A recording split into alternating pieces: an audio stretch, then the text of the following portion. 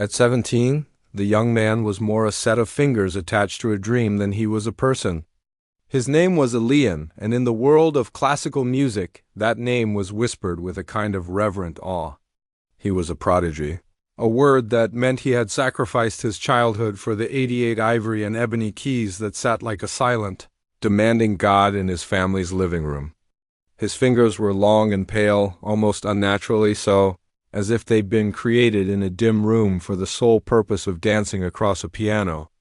They moved with a speed and precision that seemed to defy the laws of human anatomy, turning complex, chaotic compositions into rivers of flawless, flowing sound. The prestigious Blackwood Young Artists Competition was supposed to be his coronation. It was the final gate before the promised land of a world-class conservatory, a scholarship and a future where his name would be on posters, not just whispered in hallways. On the night of the finals, the air in the Blackwood Concert Hall felt thick, heavy with the weight of ambition and the expensive perfume of patrons. The hall itself was a masterpiece of old-world elegance, with velvet seats the color of deep red wine and crystal chandeliers that threw glittering specks of light onto the polished wood below. To Elian it felt like a giant, ornate cage. From the stage, the audience was a single, breathing organism, a monster with 1,000 eyes, all fixed on him. He could see the critics in the front row, their pens poised like tiny, sharp daggers. He could see the talent scouts, their faces unreadable masks of professional judgment. And he could feel the hope radiating from his parents and his old teacher, who sat somewhere in the shadows, their faith a heavy cloak on his shoulders. He walked to the grand piano, its black lacquer surface reflecting his own tense, pale face. He sat on the bench, adjusting his stiff collar, and ran his fingers over the cool, smooth keys. They were his oldest friends, his most loyal confidants. They had never failed him. He took a deep breath, the air catching in his lungs, and began. His piece was a fiendishly difficult etude by Liszt, a work designed to showcase not just technical skill but volcanic passion. For the first few minutes, Elian was a king on his throne. His fingers flew, a blur of motion that produced a cascade of notes, each one perfect, distinct, and precisely placed. It was a storm of sound, intricate and powerful. He was playing the music exactly as he had practiced it 1,000 times. Every crescendo, every diminuendo, every pedal change was executed with machine-like perfection. But as the music swelled, a cold, unfamiliar thought pricked at the edges of his concentration. It was a simple, terrifying question. Asterisk, do you feel it? He was so focused on playing the notes correctly that he hadn't stopped to consider if the music was actually inside him. He looked out at the audience for a split second and saw a man in the third row stifle a yawn. A woman was studying her program. The initial rapt attention had softened into a polite, passive listening. They were admiring the trick, the show of skill, but they weren't being moved. The music was beautiful, but it was empty. It was a perfect, gleaming shell with nothing inside. The thought was a crack in the dam. Suddenly, the music that had been flowing through him felt foreign, like a language he had memorized but never understood. His fingers, which had always known the way, began to feel like they belonged to someone else. The thunderous cadenza, the most challenging part of the piece, was approaching. It was a series of rapid, crashing chords that required both physical power and emotional depth. He launched into it, his fingers pounding the keys, but his mind was no longer there. It was stuck on that yawning man, on the feeling of hollowness in his own chest. And then it happened. A complete and total void. For a fraction of a second that felt like an eternity, his mind went utterly blank. The music vanished. The muscle memory, the thing he had relied on more than his own thoughts, deserted him. His right hand came down a split second too early, striking a chord that was horribly, jarringly wrong. It wasn't just a wrong note. It was an ugly, dissonant scream that tore through the delicate fabric of the composition. The sound echoed through the silent hall, a sonic wound that hung in the air, ugly and unforgivable. It was the sound of a fall. The mistake shattered him. It was as if that single, ugly chord had broken a spell. His confidence, his focus, his very identity as a prodigy all crumbled into dust. His fingers fumbled, suddenly clumsy and thick. He tried to find his place, to pick up the thread of the melody, but it was gone. He stumbled through the last few bars, his playing hesitant and weak. Each note was a fresh wave of shame washing over him. He could feel the heat rising in his face, a burning blush that told the entire audience exactly how he felt. His ears were pounding, drowning out the feeble sounds he was coaxing from the piano. When he finally struck the last, trembling chord, the silence that followed was absolute. It was a heavy, suffocating silence, filled with 1,000 unspoken thoughts of pity and disappointment. It was the silence of a shared, painful secret. Then came the applause. It wasn't a roar. It wasn't a wave of admiration. It was a thin, polite smattering, the kind of sound people make when they don't know what else to do. It was the sound of sympathy, and to Elian it was more humiliating than any boo. He shot up from the bench, his vision blurred, and gave a quick, jerky bow. He couldn't bear to look at the faces in the crowd, at the pity in their eyes. He turned and fled the stage, his shoes squeaking on the polished floor. The ghost of that one wrong note chased him into the wings, a sound that would echo in his mind for years to come, a constant reminder of the night the music died and the applause turned to ash in his mouth. The humiliation was not a fleeting feeling. It was a physical weight that settled deep in his bones. The drive home from the concert hall was a journey through a thick, suffocating fog of shame. His parents sat in the front seat, their silence more damning than any lecture could have been. They would glance at each other, their eyes full of a concern so heavy it felt like an accusation. Finally, his father would clear his throat and say something like, "It's just one competition, son. These things happen." But to the young man, it wasn't just one competition. It was the moment his entire world, built on 88 keys, had shattered into 1,000,000 unplayable pieces. The wrong note wasn't a mistake. It was a verdict. It was the universe telling him he was a fraud. That night, sleep offered no escape. He was trapped in a recurring loop, standing on the stage, the lights blinding him, the single jarring chord echoing endlessly in his mind. He would wake up with a gasp, his heart hammering against his ribs, his sheets tangled around his sweaty limbs. The silence of his room was no longer peaceful. It was a vast, empty space where music used to live. Within a week, he made a decision. The grand piano, the gleaming black monument to his failure, had to go. It felt like a betrayal, but also like a necessary amputation. He couldn't heal with the source of his wound sitting in the living room, a constant, silent reminder. A couple came to buy it, their faces bright with excitement. They ran their hands over the polished wood, their eyes wide with the dream of what their own child could do with such an instrument. As they discussed moving logistics, the young man stood by the window, his arms crossed, feeling utterly detached. When the movers arrived, they carefully wrapped the piano in blankets, their movements practiced and efficient. He watched as they hoisted it onto a dolly and wheeled it out the front door. For a moment, the afternoon sun flooded the space where it had stood, illuminating a pale, clean rectangle on the hardwood floor, a ghost of its former presence. The silence that rushed in to fill the void was deafening. He enrolled in a business program at a local university, a choice as drab and colorless as the textbooks he would soon be reading. It was an act of self-erasure. If he couldn't be a pianist, he would be no one special at all. He would disappear into a sea of faces in lecture halls, his mind occupied with theories of supply and demand and market analysis instead of arpeggios and crescendos. His new life was a study in gray.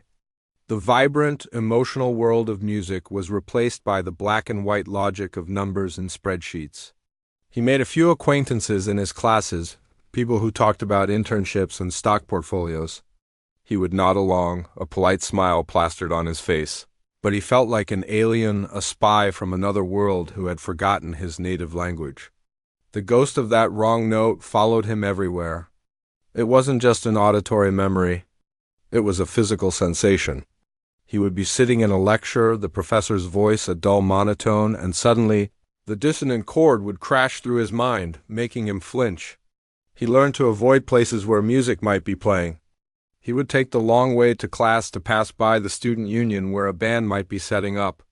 He would plug his ears with headphones, playing nothing but static if he walked past a street musician. Music, which had once been his breath, was now a poison he had to avoid. His old mentor, a wise man with kind eyes and hands gnarled from a lifetime of playing, tried to reach him. The messages would appear on his phone, first as texts, then as voicemails. "I heard about what happened," one message began. "A fall is just a chance to learn how to get back up. Call me." The young man would delete them without listening to the end. Another message, left weeks later, said, "Perfection is an illusion, my boy. The beauty is in the struggle, in the human touch. Don't forget the music between the notes." This one made him angry. He threw his phone across the room, the anger hot and sharp. What did this old man know about his shame? He hadn't been on that stage, hadn't felt the 1,000 pitying eyes boring into him. The phrase, "music between the notes," felt like a cruel joke. There was no music, only the gaping, silent chasm of his failure. For 5 years, this was his existence. A carefully constructed, silent prison. He graduated with a decent GPA and got a junior analyst position at a small firm. He wore crisp shirts and ties that felt like a costume. He went to work, he came home, he watched television, he went to sleep. It was a life on paper. But inside, he was frozen in time, still that 17-year-old boy running from the stage, the sound of his own inadequacy chasing him through the years. The piano was no longer a source of joy. It was a tombstone for the person he used to be, and he was the only one left to mourn. The silence he had chosen was not peaceful. It was a heavy, suffocating blanket, and with each passing year, it felt harder and harder to breathe. 5 years. That's how long it took for the world to lose its color. It wasn't a sudden change, but a slow, gradual fading like a photograph left in the sun. The young man's life became a picture in shades of gray. The vibrant reds and deep blues of his musical world had been bleached out, replaced by the beige of his office cubicle, the gray of the city pavement, and the monotonous hum of his computer's fan. He went through the motions. He woke up, he went to work, he came home, he ate a microwave dinner, he watched television, he went to sleep. It was a life, but it felt like he was watching it from behind a thick pane of glass, disconnected and muted. The passion that once fueled him had been reduced to a tiny, cold ember deep inside, and he had learned not to stir it, for fear of the pain it would bring. He had become an expert at building walls around that ember, walls made of routine and distraction. One Tuesday afternoon, the sky decided to mirror his internal state. A cold, persistent rain began to fall, not a dramatic storm, but a miserable, soaking drizzle that seeped into your bones. He was walking home from the bus stop, his thin jacket offering little protection, when the sky opened up completely. Without thinking, driven by a simple animal instinct to get out of the wet, he darted towards the first building with an open door. It was an old community center, a brick building that looked like it had been there since the city was young. A faded sign above the door read Riverside Neighborhood House. He pushed inside, shaking the water from his hair and onto the worn welcome mat. The air inside was thick with the smell of damp wool, old wood, and something faintly sweet like floor wax. The sound of the rain was muffled here, replaced by the distant thud of a basketball and the low hum of a radiator that was working a little too hard. He was in a large foyer with a scuffed linoleum floor and bulletin boards covered in layers of flyers for yoga classes, bake sales, and community meetings. He felt out of place, a corporate ghost in this world of simple, lived-in reality. He was about to turn around and head back into the rain when he saw it. Tucked away in a dimly lit corner, almost hidden behind a stack of folding chairs, was an old upright piano. It was a pathetic sight. Its wood was scarred with water stains and deep scratches that looked like they told their own stories. One of the pedals was bent, and the finish was so worn you could see the grain of the wood underneath. It was the complete opposite of the gleaming, perfect grand piano he had sold. That one was a symbol of pressure and perfection. This one looked like it had just been used, loved, and left to rest. He felt a strange pull, a magnetic attraction that he couldn't explain. His feet, which had been taking him towards the door, changed direction on their own. He walked towards it, his heart starting to beat a little faster. A rhythm he hadn't felt in years. He hesitated for a long moment, just looking at it. Then slowly he pulled out the small rickety bench and sat down. The keys were yellowed with age and coated in a fine layer of dust. He ran a finger over them, and the feeling was foreign, like touching a part of his own body that had gone numb. He pressed a single key in the middle of the keyboard. A flat, slightly tinny note sounded, followed by a discordant vibration from the other strings. It was horribly out of tune. A lesser musician would have recoiled, but to him, in that moment, the imperfect sound was a relief. It wasn't demanding perfection. It was just a sound. He pressed another, and then another. He wasn't thinking about a composition or a technique. His fingers, seemingly with a memory of their own, began to pick out a simple, melancholic melody. It wasn't a famous piece. It was a tune, a simple little thing that his mother used to hum when she was making dinner in the evenings. He hadn't thought of it in years, but it was there, buried under layers of Liszt and Chopin and the pressure of competitions. As he played, he wasn't the prodigy. He was just a little boy, sitting in a warm kitchen, watching his mother cook. He began to pour all the loneliness of the past 5 years into the music. The notes were clumsy, his timing was off, and he missed a few chords, but it didn't matter. He wasn't performing for an audience of critics. He was confessing to the old, scarred wood. He was telling the story of his silence, his regret, and the deep, aching homesickness he felt for a life he could never get back. He played until the last soft chord faded into the quiet hum of the building. And he just sat there, his hands resting on the keys. A strange sense of peace settling over him. That was beautiful. The voice was soft and cracked with age, startling him. He looked up to see an old woman standing a few feet away, holding a mop and a bucket. She was the caretaker, he guessed. She had kind, wrinkly eyes and a gentle smile. She wasn't a critic or a talent scout.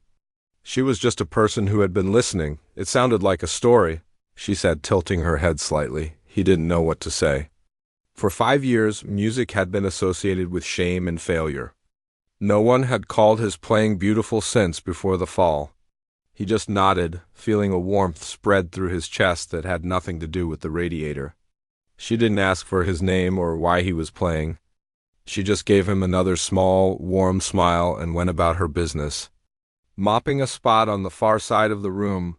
Leaving him alone with his thoughts, he left the community center a few minutes later, stepping back out into the rain, but something felt different. The world was still gray, but it felt a little less heavy. The old woman's words echoed in his mind. It sounded like a story. He hadn't been playing notes. He had been playing a story. It was a simple idea, but it was revolutionary to him. The next day after his classes, he found himself walking back to the Riverside neighborhood house. He told himself he was just seeking shelter from the cold, but he knew it was a lie. He was drawn back to the broken piano in the corner. He began to make it a ritual. He would go every few days, sit down, and play. He didn't practice scales or etudes. He just played whatever came into his heart, simple melodies that were full of a sadness he was finally learning to name. He was no longer trying to be a prodigy.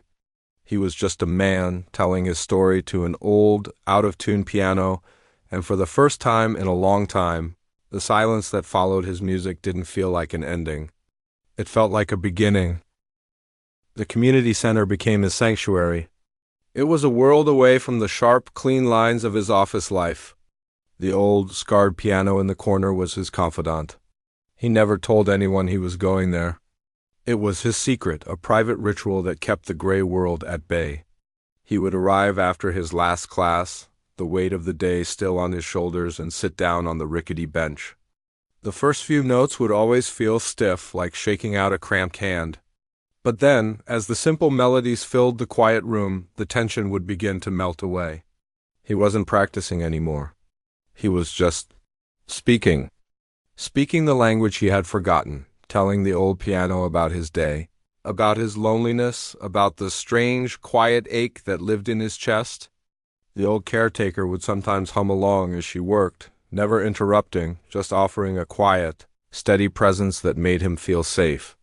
He was healing slowly, note by note, in the dimly lit corner of a place he had stumbled into by chance, One afternoon, he was lost in a particularly sad melody, one that felt like rain on a window pane when he felt a presence behind him.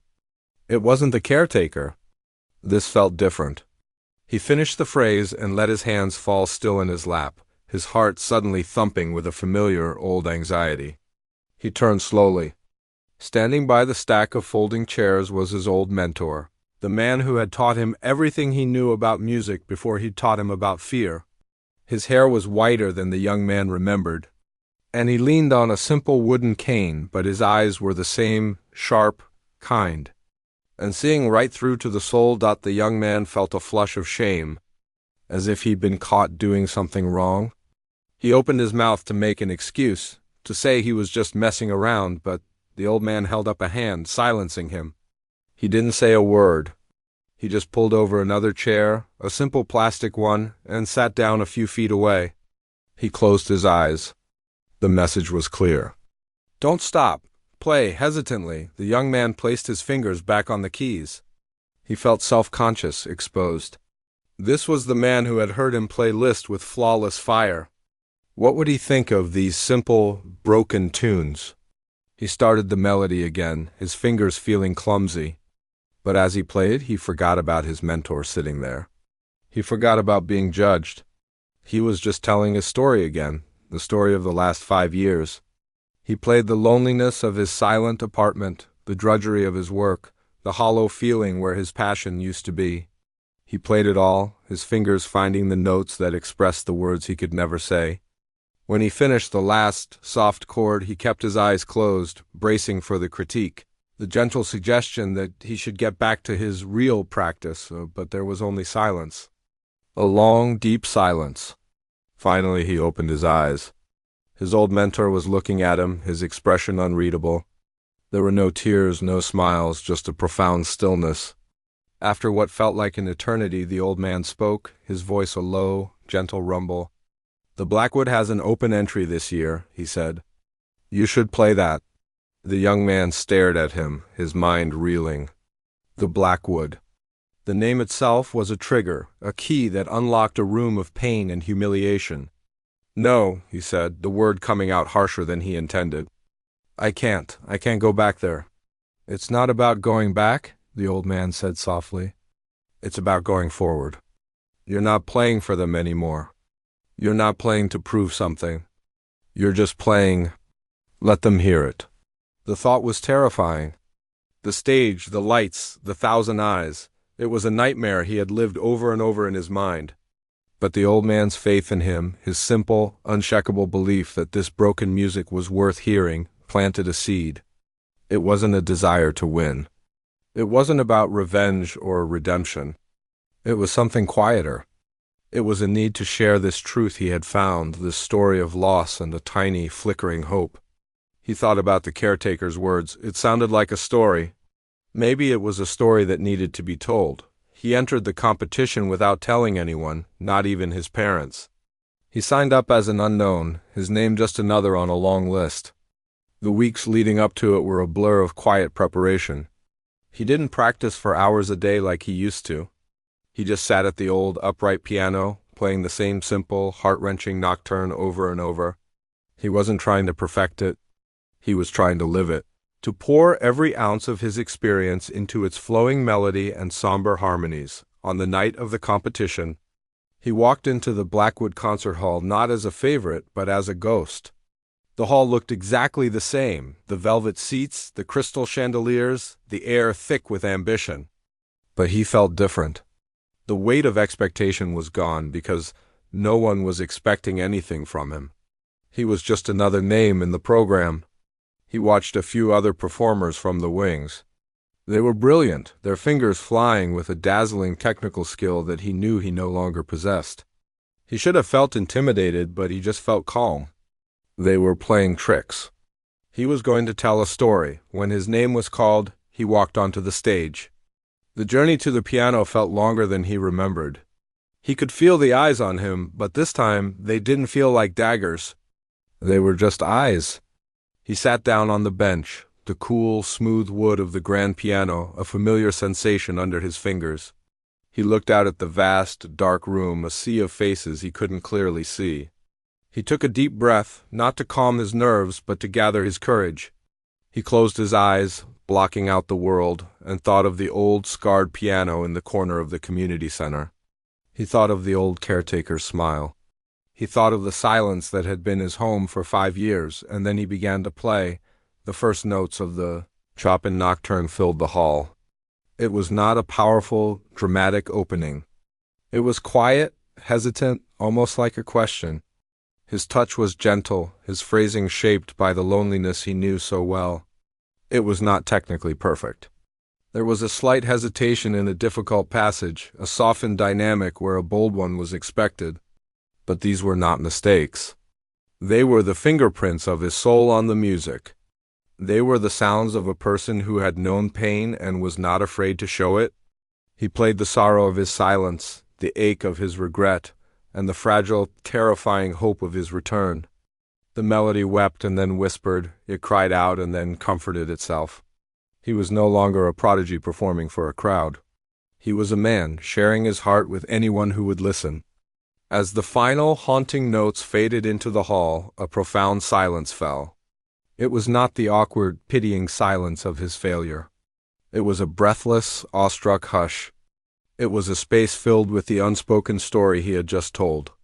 The entire audience, judges included, was frozen in the moment, completely captivated by the raw, honest truth of his performance. No one moved. No one spoke. They were silenced, not by a mistake, but by the sheer, unadorned beauty of his reality. The silence in the Blackwood Concert Hall was a living thing. It wasn't an empty space. It was a full one, packed to the rafters with the story he had just told. The young man sat at the piano, his hands resting limply on the keys, his own breath caught in his throat. The final, soft chord of the nocturne had dissolved into the air, but its presence remained, a ghost of a feeling that hung over everyone. For him, time had stopped. He was back in that moment of 5 years ago, but everything was different. Then the silence had been a void, a vacuum of shame and embarrassment. Now it was a container holding the raw, unfiltered emotion of 1,000 people. He could feel it pressing in on him, not as a weight, but as a presence. It was the silence of deep understanding, of a shared human experience that transcended words. He didn't dare move. He didn't dare breathe. He was afraid that if he did, the spell would break, and this moment of profound connection would shatter like glass. He stared at the ivory keys, seeing his own pale reflection distorted in their smooth surfaces. He saw not the face of a humiliated boy, but the face of a man who had finally learned to speak his truth. The ghost of that one, wrong note from his past, the sound that had haunted his dreams for half a decade, was finally gone. In its place was this silence, a silence so complete he could hear the faint, steady hum of the stage lights above him. He could feel the soft, velvet texture of the bench beneath his thighs. He was acutely, painfully aware of his own body, his own heartbeat thudding a slow, heavy rhythm in his chest. He had poured everything into the music, all the loneliness, the regret, the quiet despair, and the fragile, newly discovered hope. He had given them his soul, laid bare on 88 keys, and now he waited for the judgment. It came from the back of the hall. It wasn't a shout or a call. It was a single, sharp sound. A clap. It was the old man, his mentor. The sound cut through the heavy silence like a single, clear bell. It was a sound of recognition, of affirmation. It was a father's proud hand on his son's shoulder, translated into sound. For a moment it was the only sound in the vast hall. The young man's head lifted slightly, his eyes searching the darkness, knowing he wouldn't be able to see him, but feeling his presence all the same. Then another person joined in. A woman in the 10th row, then a man near the aisle. It was a hesitant, scattered beginning, like the first few drops of a rainstorm before the downpour. The sound grew, not in volume but in number. More and more people began to clap, their individual hands coming together to create a new kind of music. It was a quiet, rippling tide that started at the back of the hall and began to flow forward, gathering strength and momentum as it went. The young man could feel it coming towards him, a wave of sound and emotion, and then it broke. The tide became a roar. The entire hall erupted. It wasn't just applause. It was a physical force, a wall of sound that washed over the stage and enveloped him completely. It was a deafening, thunderous, cathartic roar that seemed to shake the very foundations of the building. People were on their feet, their faces illuminated by the stage lights, their expressions a mixture of awe, tears, and pure, unadulterated joy. The sound was so loud it was almost silent in its intensity, a pure vibration that he felt in his bones. This was not the polite, pitying smattering he had received 5 years ago. This was not the applause for a clever trick.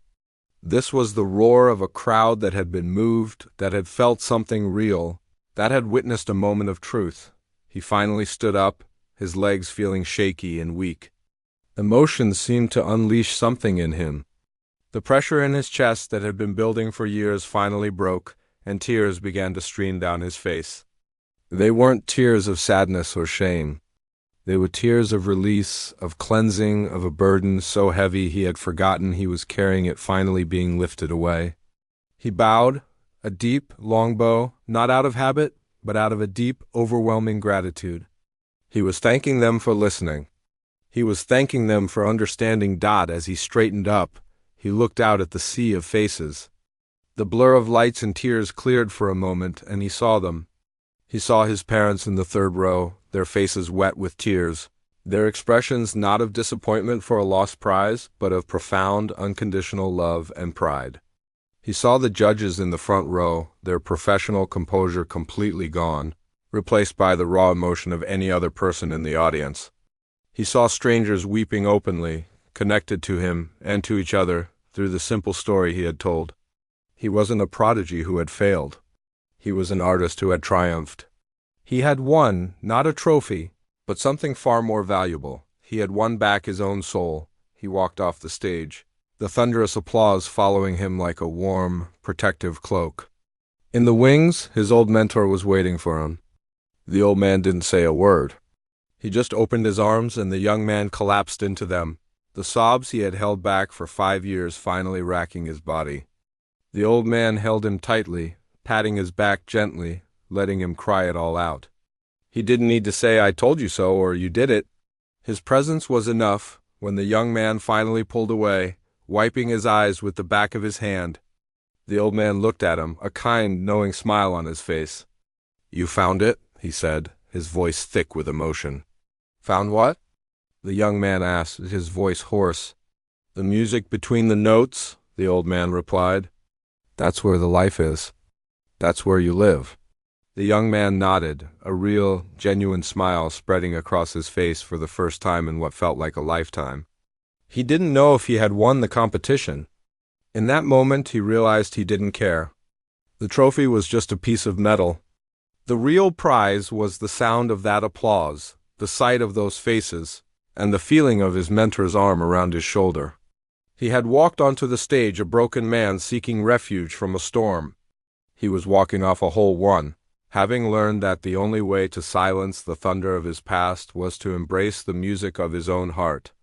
And in doing so, he had finally silenced the crowd. Not with a mistake, but with a truth so powerful it demanded to be heard.